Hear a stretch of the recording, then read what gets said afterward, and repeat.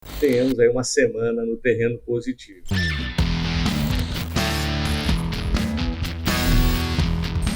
Olá, amigos e amigas da Focalize, sejam muito bem-vindos aqui ao nosso bate-papo da sexta, espaço onde passamos o que foi de mais relevante na semana, damos uma analisada na bolsa, dólar, taxa de juros, vamos dar uma olhada no que está acontecendo lá fora também, e ao mesmo tempo tentar projetar alguma ideia de movimentos para a próxima semana utilizando os nossos gráficos. Então sejam muito bem-vindos e tivemos uma semaninha mais curta, tendo em vista o feriado na terça-feira, então normalmente aquele dia que antecede o feriado tem menos liquidez e a semana acaba sendo bem menos movimentada. Mas aqui no Brasil não é bem assim, né? Tivemos uma semana bastante intensa, principalmente em função daquele bode que ainda está na sala, né? Que tem sido o tema principal do noticiário econômico, que é a votação da PEC dos precatórios. E o que é mais incrível, né, quando a gente olha friamente para esse fato,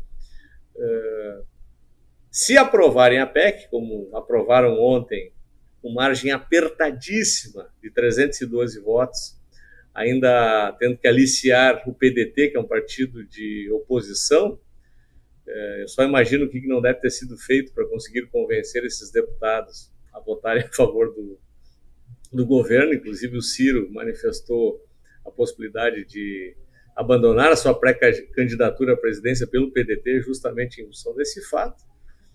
Mas, em tese, o mercado achou que foi muito apertado e isso foi ruim. Então, é ruim, mas é bom. Né? Como assim é ruim, mas é bom? Bom, foi aprovado. Foi aprovado que vai poder furar o teto. Então, se fura o teto, nós continuamos tendo desajustes fiscais. Agora, se não aprova, seria bom, mas é ruim. Por quê? Porque nesse período vai continuar bagunçadas as contas públicas, vai se criar talvez outras artimanhas, sabe-se lá o que vai se inventar, sabe-se lá o que mais vai passar boiada por dentro dessa porteira. Então o mercado entende que, tirando esse boi da sala, resolve, ao menos estabelece um ponto, olha, vai ser assim, e aí já se começa, né? Bola no centro, 0-0, começa o jogo novamente. Então, não é o melhor dos mundos, mas a aprovação dessa PEC parece ao menos clarear um pouco o que pode acontecer a partir de um novo cenário. Então, por isso que o mercado interpreta como positiva a possibilidade da aprovação, mas ontem teve um impacto negativo, tendo em vista justamente a margem apertada. Mas,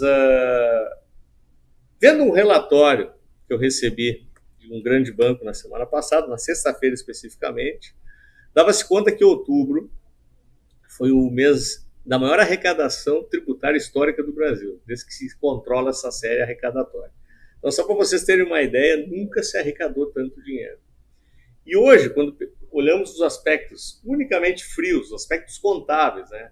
Olhando como olhar de contador, o Brasil hoje está com números melhores do que o pré-pandemia, ou seja, lá, tudo que a gente teve que colocar de dinheiro lá em 2020, em função dos auxílios, isenções, quase 700 bilhões que tiveram que sair de um orçamento de guerra, que se chama assim, isso tudo se passou e no momento atual, tendo em vista justamente esse aumento arrecadatório, o Brasil voltou a números de 2 anos atrás.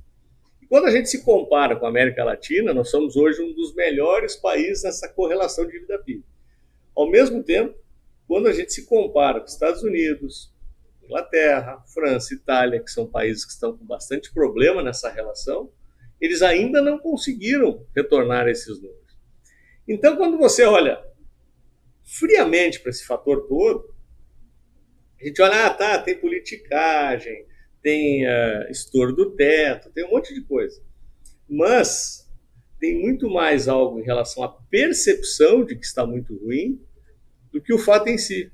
E aí quando você acrescenta ainda um fator que são os resultados das empresas, né, a temporada de balanços já começou, e os resultados estão vindo muito interessantes na maior parte das empresas, melhora cada vez mais os múltiplos dos fundamentos do nosso mercado. Eu falei um pouquinho disso na semana passada, né? Quando você olha para o macro, então você olha a inflação em alta, a taxa de juros em alta, dólar em alta, bolsa em queda, política complicada. Você olha todo o cenário macro, ele te dá uma sensação de que o mundo vai acabar. Quando você olha para o fundamento, você consegue enxergar um monte de oportunidades. Então, o macro ele pode até ter influência no curto, mas no médio e longo prazo, muitas vezes o fundamento prevalece. E talvez em função disso a nossa bolsa esteja nesse balança, mas não cai, né? Até coloquei o título do nosso bate-papo de hoje em função disso, né? Eu já tinha até colocado o gráfico na semana anterior para vocês aqui. Então tá aqui o gráfico do índice Bovespa.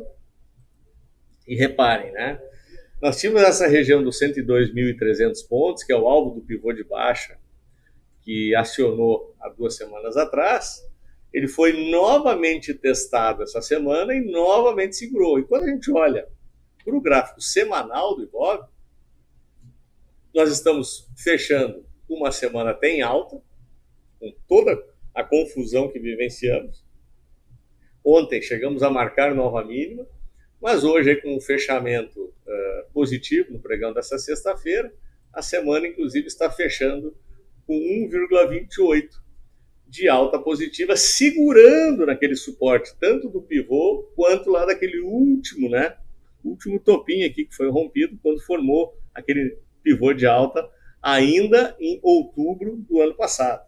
Então, essa região, que era uma resistência importante, está se configurando como um suporte importante. E vocês devem lembrar, para quem acompanhou o comentário da semana passada, eu disse que poderíamos ainda flertar com essa região, mas eu acreditava que talvez encontrássemos um suporte bem relevante nessa faixa de pontuação, porque tem muito ativo, está barato, tem muita oportunidade. Então deixa eu trazer aqui o relatório no novo formato. Até quem está me fornecendo agora esses dados são meus amigos lá da Vinland Capital, e ficou assim mais interessante até de passar de todos quem está comprando, quem está vendendo, que são os agentes operadores do nosso mercado. Então repare que os estrangeiros permanecem na ponta comprada. Mesmo quando a gente olha para o mercado fazendo nova mínima, olha só o que a gente visualiza aqui.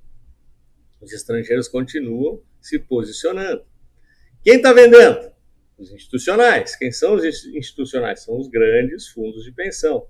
Então, aqui provavelmente deve ter algum ajuste, baseado principalmente em gestão de risco, onde o fato dos ativos terem caído aí a patamares talvez abaixo da gestão de risco, muitas vezes o gestor tem que se desfazer dos papéis.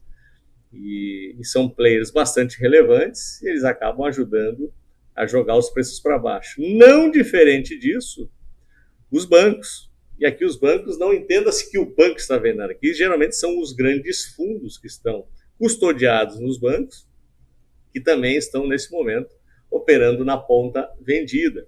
E aqui não necessariamente também são os fundos acreditando que é hora de sair da bolsa ou não, mas muitas vezes está ligado à gestão de risco do gestor.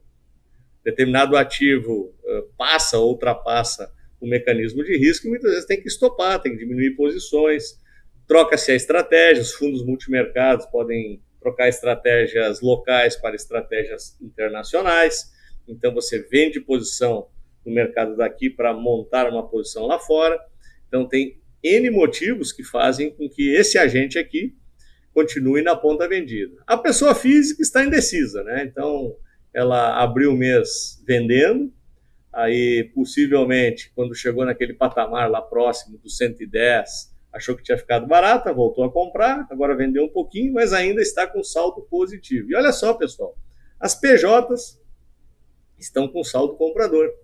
Então as empresas estão apostando e montando posições compradas aqui no nosso principal índice. E quando a gente traz esse dado aqui consolidado, né, entre caixa, ETFs e futuros, reparem que os estrangeiros continuam na ponta. Ó, o estrangeiro é o vermelhinho aqui, ó, eixo zero, está só comprando. Olha, os institucionais estão vendendo. Então, e o Ibovespa caindo. Então, o estrangeiro não está conseguindo segurar a onda, o institucional e bancos estão com... O exército deles está com mais força, mas é interessante, né? Olha só, mesma coisa aqui, olha os estrangeiros, lá em cima. Isso aqui, na verdade, representa aquele gráfico de barras que eu mostrei para vocês agora em gráfico de linhas aqui, daí fica um pouquinho mais claro para entender um pouquinho a situação, né? E olha só que interessante aqui também, estrangeiro cash, estrangeiro em IPO, né? Então, olha só, continuam também participando bastante forte das ofertas públicas, e olha só, a soma dos dois, o net é super, super positivo desde 2020. Então, o estrangeiro está acreditando mais no Brasil do que nós mesmos. E não muito diferente é o que está acontecendo lá no mercado americano. Hoje saiu o relatório Payroll, que é relatório de emprego, esperava-se criação de 400 mil vagas, se criaram 530 mil, então o mercado ainda pujante, deu mais otimismo. O presidente do Banco Central amenizou o medo de retirada dos estímulos, que vai ser gradual, a subida de taxa de juros vai ser gradual, tudo na base do soft land, né? E os mercados se animam e, olha só, cada vez que eu venho aqui, né, não tem uma semana que eu não venho aqui e não apresento uma nova máxima nos mercados internacionais. Então, pessoal, resumindo, né, deixa eu só botar aqui para vocês ainda, passar rapidamente o dólar e a taxa de juros, né? Então, deixa eu botar aqui o dólar futuro. Reparem, né, estamos com dólar semanal, nós estamos entrando na segunda semana com dólar em queda. Então, a gente caiu, chegou no intraday, chegou a marcar nova máxima, mas estamos fechando em queda. Deixa eu botar o gráfico diário do dólar. Então, já está refletindo um pouquinho também o fato de a taxa de juros estar um pouco mais alta, está atraindo também capital para isso. E voltamos a flertar aqui com a região aí dos 5,50. Talvez se monte um pivôzinho de baixa. Eu tenho marcado aqui as minhas duas regiões, né? Então, 5,50 seria um primeiro suporte. Deixa eu até ajustar o gráfico aqui, 5,50.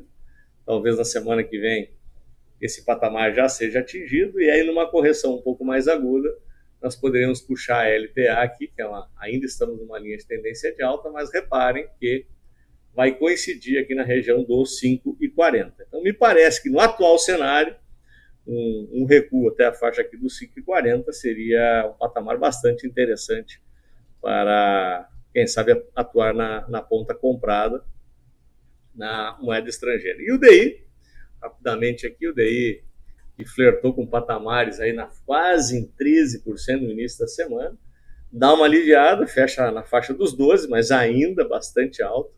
A janela de oportunidade que eu vim falando para vocês aqui em posicionamentos na renda fixa continua muito interessante, principalmente aquela janela ainda mais curta, né? Falei um pouquinho disso semana passada, ali iniciando nos títulos vencimento 23 até 26, o prêmio está bem interessante e amortece um pouco o efeito de variação de PU. Então, os títulos mais curtos, mesmo que a taxa continue subindo, nós não sabemos se ela vai subir. O índice futuro, o DI futuro, a gente não sabe. A Selic, ou seja, a taxa de juros à vista, a gente até já tem antecipação que vai subir, mas o futuro não necessariamente, né? Mas mesmo que suba, o impacto ele vai estar amenizado. Então, continuem observando essas taxas entre 23 e 26, até 28.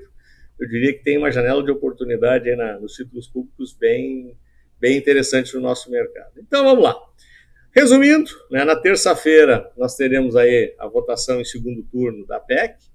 Me parece, segundo Lira, que vai estar mais tranquilo. Então, acho que isso também acabou acalmando um pouco os mercados e colaborou para que a nossa bolsa aí fechasse até no terreno positivo. Quando a gente olha para os balanços estão vindo bons, os fundamentos estão bastante depreciados. Desculpa, os fundamentos são bons, os preços estão depreciados. Então, talvez a gente atraia um pouco mais de compradores e tenhamos aí uma semana no terreno positivo. Continua valendo a mesma recomendação que dei na semana passada. Talvez qualquer reação positiva da Bolsa possa melhorar para que se faça estratégias de defesa, né? Então, se a bolsa for lá 110, 112, talvez dá para olhar uma put de índice, para dar uma protegidinha, dá para fazer um lançamento coberto, dá para comprar índice futuro, enfim, tem N estratégias para se fazer, dá para montar trava de alta, trava de baixa, dependendo do cenário, do que você está acreditando, né? Então, se a bolsa sobe, essas estratégias ficam mais baratas. Nesse momento agora, elas estão caras. Por quê? Porque o mercado está apostando ainda, nós estamos lá no chão. Eu sempre brinco aqui, né? Entrou no tiroteio, tomou tiro, vai botar o colete à prova de balas, nem sempre vai resolver. Agora, quando o mercado sobe, as estratégias ficam um pouco mais baratas, talvez a gente fique atento e possa valer a pena buscar alguma estratégia de proteção um pouco mais firme. Ok, pessoal? Lembrete, né? Segunda-feira muda o horário no Brasil da B3, né, a gente estende mais 1 hora, e agora nós estamos indo até às 17, vamos até às 18 horas. Então tem mudança de horário, o pessoal estava brincando aqui, tem 1 hora a mais para perder dinheiro, né?